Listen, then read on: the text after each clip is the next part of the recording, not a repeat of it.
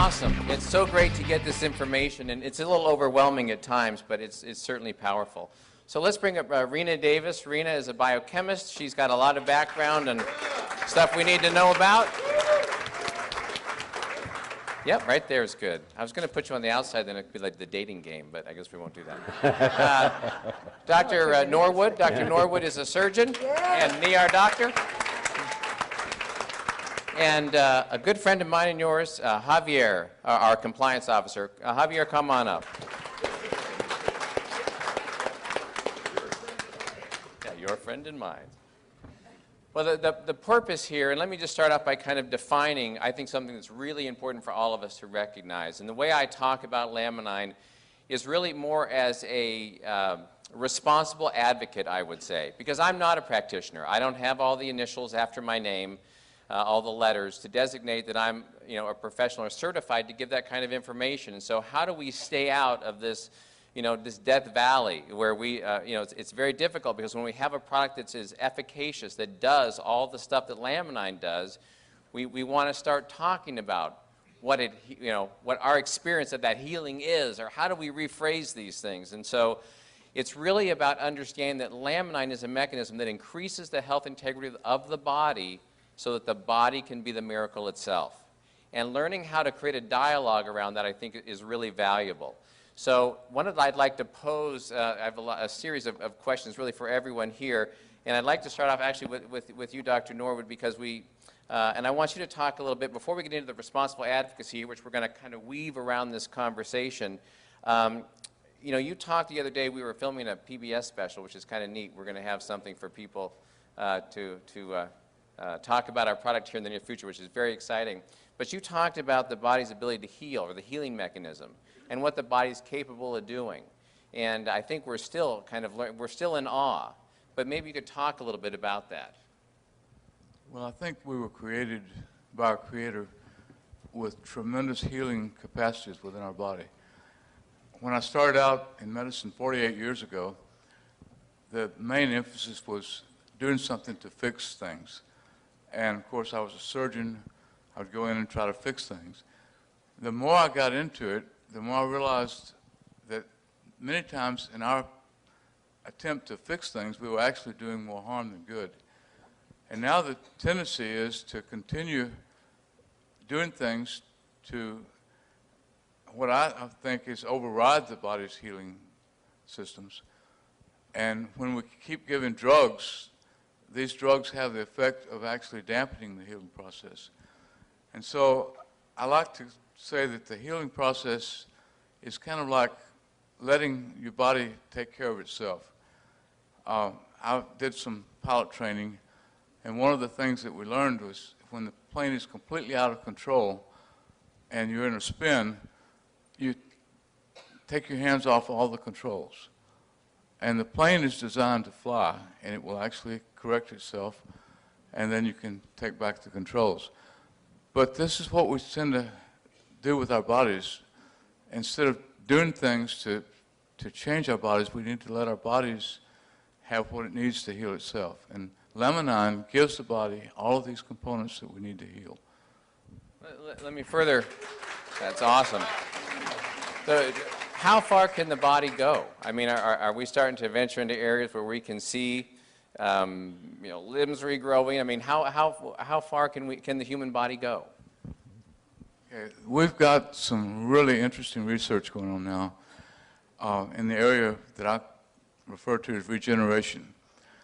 You have all seen Star Wars, I'm sure, and you remember how Luke Skywalker had his arm cut off, and then they had a process where they put the arm in a healing medium, and he actually grew another arm. Well, this is true actually in nature. If you cut off a salamander's arm, it will actually grow another arm. They're actually doing research now to show that the human body can actually grow parts back that were lost. Now they're actually working on fingers, but I see the future is going to be really dramatic, and it all relates to stem cells.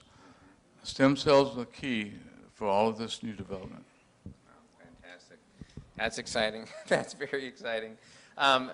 Rena, you know, from a biochemical standpoint, and I know that everyone's body chemistry is different, and one of the things that's been interesting to me in watching people's experience with Laminine is that for some people it's immediate and profound. For other people it's very gradual. For some people it might be a progressive experience. And so maybe from a biochemical standpoint you can speak to that a little bit on why, you know, why the variance, why is it so significant? Am I on? You were on. I'm on. Well, we're not bioidentical. Each of us are unique. And unfortunately, we're humans. In the world of all living life, plants and animals included, your ability to perceive is about that big. In fact, one of the most amazing things about humans is our ability to filter out things. We can live in houses with 7 cuckoo clocks, and after a few days, we don't even hear them. We sleep right through it. Our ability to be able to do this is one of our great abilities to thrive and survive. But how many of you realize that this solar system that we're living in is moving through the universe at close to the speed of sound? Are you feeling that? Are you aware of it? No. But are the plants and many of the animals around us? Yes. So part of it, I think, is perception. And part of it is what condition are we in? You know, some of us aren't sick. And other people have a tremendous physiological burden. So the way I explain it to my clients is imagine that you're a 1-ton truck. And if you're half sick, you're half loaded, and you hit a 30% incline, and by golly, you're going to pop out of 5th into 4th and 4th into 3rd, and every time you're going to pour on the gas to get the load over the hill. Well, you know what? It's really the same in your nutritional bank account, isn't it? When we have a greater duress from allergies or from worry or for lack of sleep or growing a new baby, that nutrition bank account not only needs to get up, but it's going to get spent faster. Laminine finally gives us a tool where we can provide that nutritional bank account all the way across the board. All the A's, all the B's, all the C's, all that, and one other really amazing factor, and that's proteins. When I went to school and understood a protein, I knew that the day was going to come where modern science and healing, as the good doctor has just shared with you, is going to turn to these things called proteins. What's a stem cell? It's a protein. What's a hormone? It's a protein. What's a neurotransmitter? It's a protein. What's an enzyme? It's a protein. How does the body communicate with every other cell in the body? Proteins. In fact, we call proteins the building blocks of life because they are the only nutrients that hold information. In fact, it's how your immune system learns. Mothers know this, right? In our bodies, when we produce a baby, in the first 3 days of mother's milk, we have what? Colostrum. And colostrum is chains of proteins that hold that baby's genetic information with illness, as far back as the chain has not been broken. Our bodies can produce proteins that teach our immune cells who the bad guy is, who the good guy is, and how to get the job done.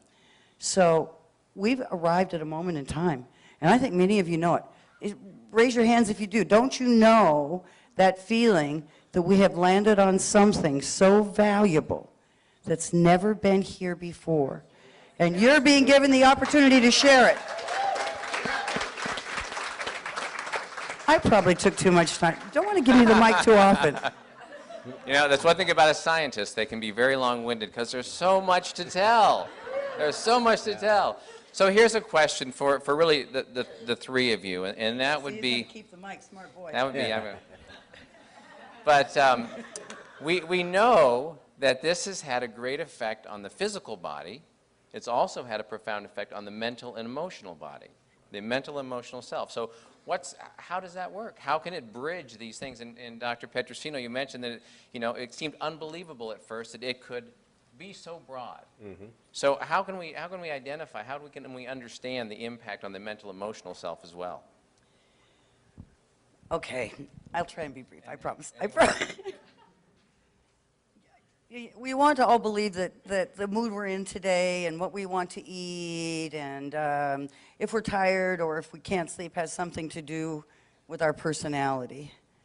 in reality, from a scientific point of view, and we can bend this if we want to get into quantum mechanics, one of my favorite new things, but we'll leave that alone for the moment.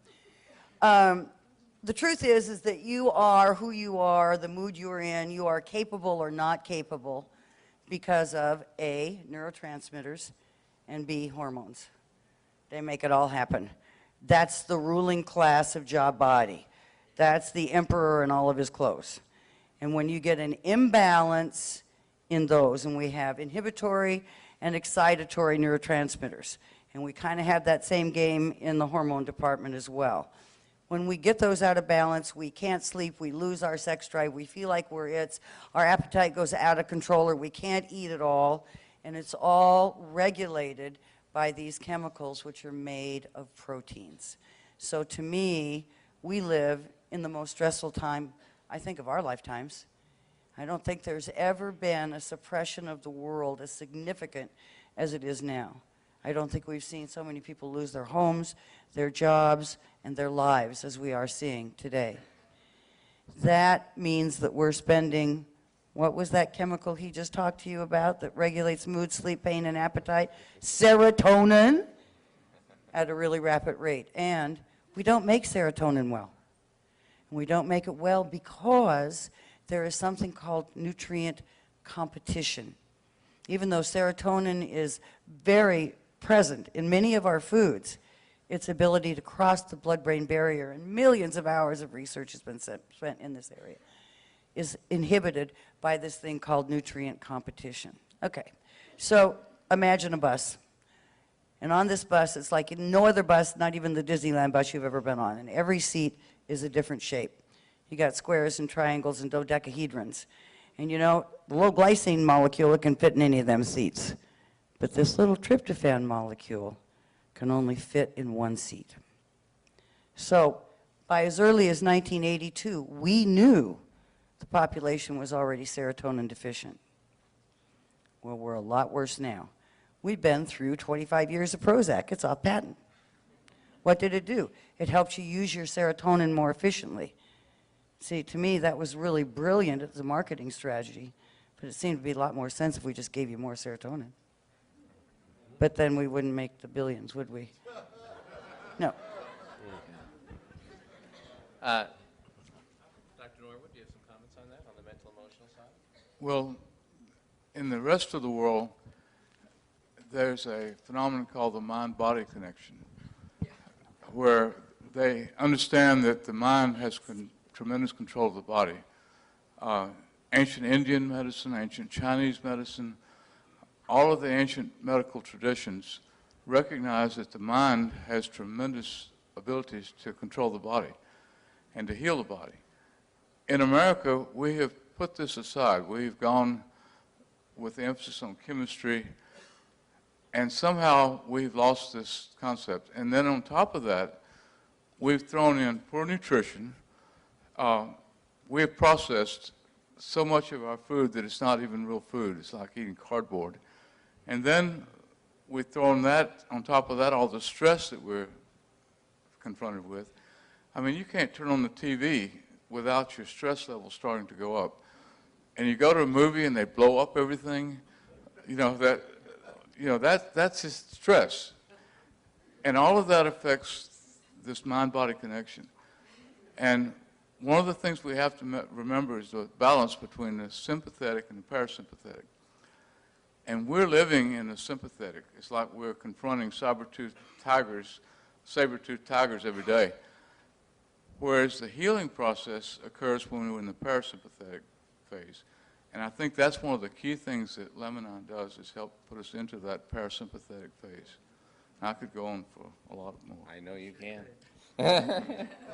Well, you know, one of the things, we talked about this the other day, and that is that we are inundated with TV and sound bites, and that we've collapsed. Everyone's given the idea that we can make things happen in a 30-minute TV show. We go from, we lose 100 pounds in 30 minutes. Right. We get well over a very short period of time because of how it's projected to us in the media. So it's a journey. Is health not a journey? It's definitely a journey. So, and it takes time. Yeah, it does take time. Well, at the risk of getting the hook, I want to ask one last question, and just a 15-second soundbite for each one of you. And that, not possible for Steve, so I will come over and hold the mic in front of Steve. But in a 15-second soundbite, each one of you in your own specialty and as practitioners and people of science, you obviously got stirred up when you heard about Laminine or you tried Laminine. What would be a 15-second thing that you could just share with the people out here today that got your attention? Because I think a lot of people, and I'm speaking from people in the field's perspective, going, gosh, I would love to talk to my doctor. If we're going to change the world, you know, we have to affect the current medical model. We have to help with that transition. I think we all are catalysts for that. So what would be a 15-second thing that Dr. Norwood would get your attention? And then let's go on down the line here. All right, I relate to patients. And so when I first heard about Laminine, I immediately thought of some people that I thought would respond to it. And so I called them and I said, this is something I want you to try. And very dramatic, some within days, had dramatic results from the products. What got you to be willing to try it or to look at it? The science. I want to know what the person said to you, the doctor, the practitioner. The science behind it. I've seen so many of these things, and I said I want to see some studies showing double-blind, placebo-controlled studies that this product actually works, and we have them, going back 10 years. And I've looked at all these, read them. Some of the studies aren't worth very much. They actually say there's no statistical significance. But that's a good study, and it actually shows that they got a negative result. Okay. All right. Thank you. Well, I think I kind of already had the science because I'd studied serotonin for so many years with Dr. Robert L. Pollack. So, you know, what got my attention about it was the word pain. In nutraceuticals, we have not had anything effective against pain with the exception of large doses of L-tryptophan, which in high doses can be risky. And so when I saw we had a whole food amino acid supplement that was clinically proven to elevate serotonin levels, that's what piqued my interest. My son was in a near fatal car wreck 3 years ago, and so for over 3 years he's been dependent on oxycodone and then sleep medications and anxiety medications for the side effect of controlling his pain. And it's not, I mean control, it's not gone. You don't understand. It's not like he's out there swinging from tree to tree. It's still bad, but he can function. And so for me, it was about finally having a natural form of serotonin builder that could help regulate his pain and all of my other clinical clients, because it's something that we deal with on a daily basis. Okay. 15 seconds, Steve, if you can. You're quiet. Say first I forgot, now he forgot. None of us have body but 15 seconds yet, so but anyway, I'll stand up because I can talk faster. So anyhow, for me, and my time's already up down there, and I haven't even started yet. But for me, what I think, I didn't try it first before I was recommending it to people because I travel a lot, and my primary occupation, I'm a field-based scientist, and I cover like a multi-state area. And it was probably 3 weeks before I even had a chance to get back home to try the product that I'd ordered. But in the meantime, just like these folks here, I read the science, and for me the science was good. I said, don't tell me about the testimonials, you'll send me the science, I'll look at the science. If the science is good, that's all I need. When you have a 30-patient study that hits statistical significance, that means it's a pretty profound effect. Because sometimes in the pharmaceutical world, you need a 2, 5, 10,000 patient study to show statistical significance.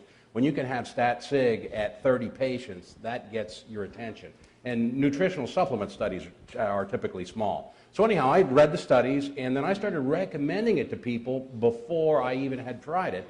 And people say, well, I want to try it first to see how it works. Well, for me, it's like, well, the science is there. I know the science is there. These are reputable journals. It's good data. It's going to work. So, but at any rate, 3 weeks later, I got on the product myself because I finally got home, took it. I was driving down the Pennsylvania Turnpike, and I remember prior to that, maybe a month before, I had said to my wife, Lynn, I know I'm out of time. I'm going to be very quick here. I remember saying to her, do you recall that things were sharper and clearer when you were younger, and as you get old, because I'm over 60, the things are not quite as clear? And she said, yeah, to some extent.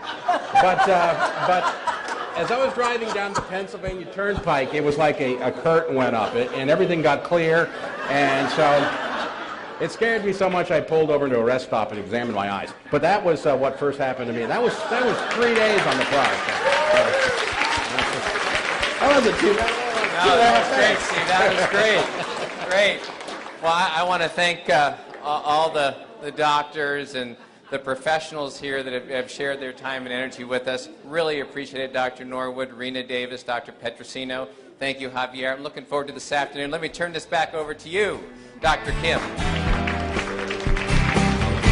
Thanks, Doug.